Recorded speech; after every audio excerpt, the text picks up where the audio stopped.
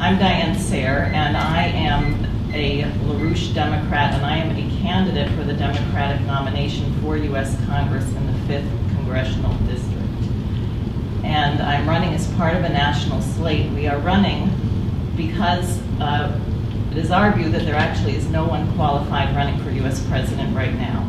That Obama probably should have been impeached or removed under Section 4 of the 25th Amendment, and the Republican candidates apparently all agree with him on the bailouts and the war policy, so you have no leadership for president. At any rate, what I wanted to speak about here is, one, I wanted you all to see me because you're going to be hearing about me a lot, and have already probably some of you who were at the Christie meeting a few months ago here. Secondly, we urgently have to get the Glass-Steagall Act reinstated. And finally, we do have two New Jersey co-sponsors, Donald Payne and Frank Pallone, have signed on to Marcy Kaptur's bill, H.R. 1489, to reinstate this act. For people who are not familiar, Glass-Steagall was passed under Franklin Roosevelt. It separated the savings and loan commercial banks from the speculative banks. In 1999, this act was repealed. What that meant, and it was actually retroactive, it was broken by the merger of Travelers Insurance and Citibank. What the repeal of Glass-Steagall meant is that there is no firewall between savings and loan banks and speculators, thereby making it legal, quote unquote, for the U.S. taxpayers to be saddled now with what amounts to a total of $29 trillion in bailouts, while our states and our municipalities are bankrupt. So what we are proposing is that Glass-Steagall be immediately reinstated. Obama said when this came up last year that he would veto such a thing. With the reinstatement of Glass-Steagall, that's only the first step. That would make the bailouts illegal, would make it possible to basically restore about $17 trillion of this bailout money to our federal books. But more importantly, it would make it possible for the government to issue credit to go into great projects like what Franklin Roosevelt did.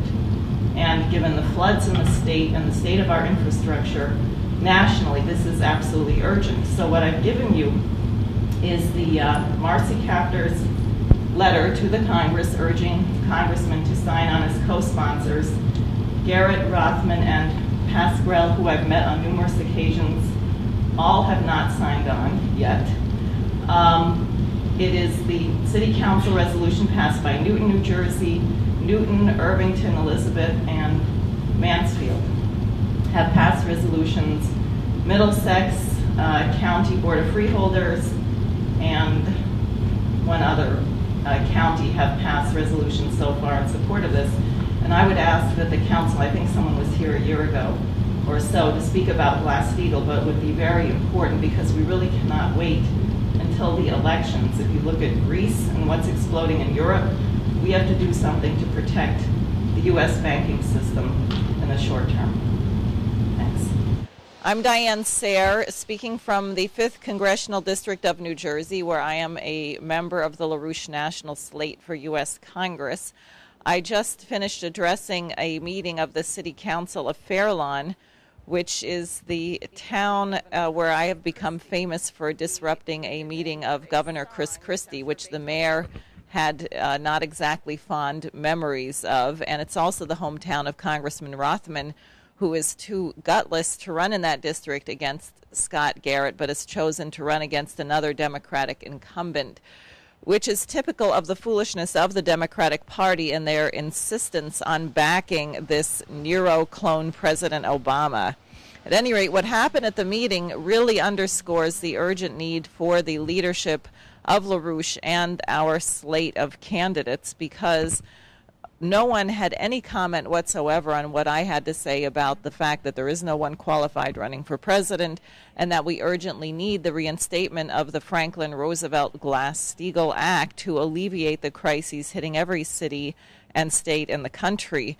But one young man, maybe in his 30s, got up to object to an increase in the cost of water in the town, saying that this was in effect a tax increase.